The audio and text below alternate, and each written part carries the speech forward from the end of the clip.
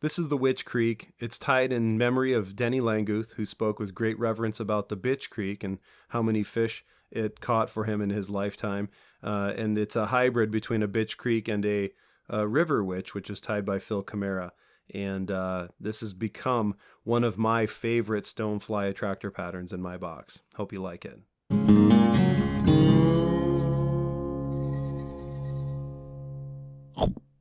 This fly is tied on a fairly large wet nymph style hook, a 1710 Daiichi.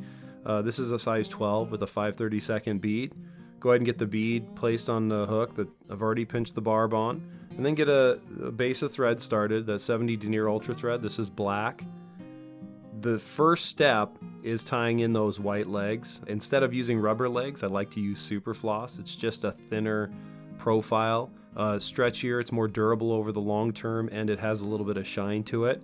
So go ahead and cut a 4 to 5 inch section of super floss and then insert the end through the back end of the bead, protruding out the front of the fly, and do that with the other end of the super floss as well, and then even out those front antennae before capturing that material onto the hook shank and adding securing wraps all the way back down to the back of the hook. Once there, you can trim that back loop to splay out that forked tail of super floss off the back end of the fly.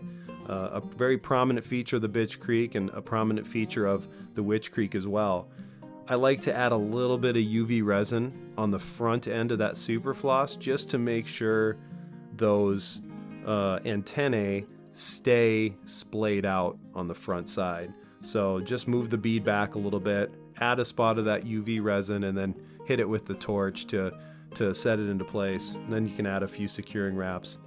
Now the main body material is the OG of body materials, original Larva Lace. It's a hollow stretch tubing that is great for tying these larger woven flies.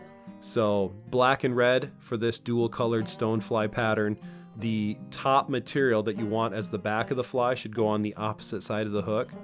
Capture that in with some really tight wraps, and then add the belly material on the near side of the hook. I'm using red for this Witch Creek. As we capture these materials back, I'm gonna pull the Larva Lace rearward and stretch it out a little bit as I make consecutive wraps all the way to the back. And I'm just gonna make sure that the black stays on that opposite side and the red stays on the near side as I go back to the fork tail. Then bring your thread forward again and add a few half hitches and trim your thread. Now we're going to need that thread again here in a little bit to finish the fly, so just make sure it's handy and available for you when the time comes. So to start off the fly, we're going to use this a half hitch weave.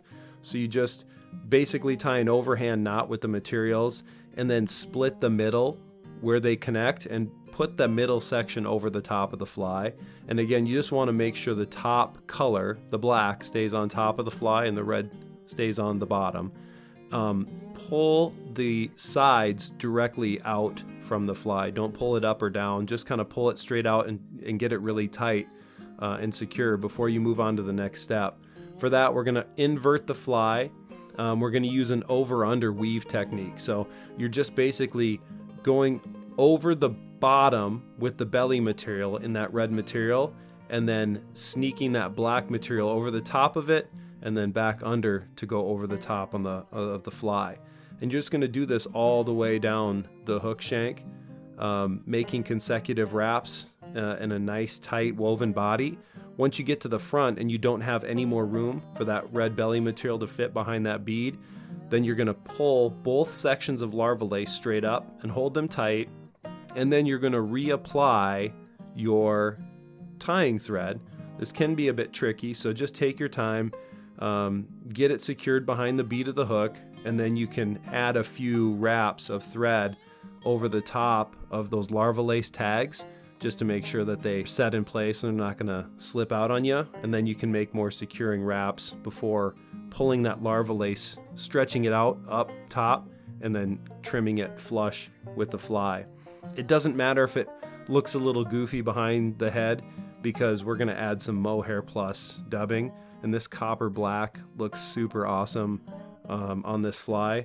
So just going to take a small tuft of copper and black mohair plus, dub a noodle of dubbing, about 1.5 inches, 2 inches of dubbing, but it's hopefully going to make a nice substantial ball of dubbing right behind that bead, and that's covering any excess stretch tubing that may have been protruding from the trim point of your body.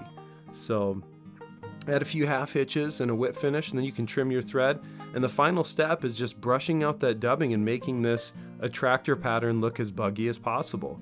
I like to trim mine up a little bit and purdy it up for the fish, but you definitely don't have to do that. This is a big attractor nymph.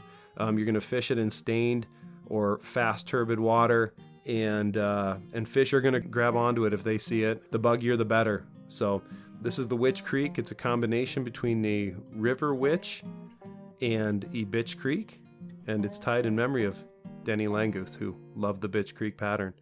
Hope you try it out. These are all the materials you'll need to tie a Witch Creek.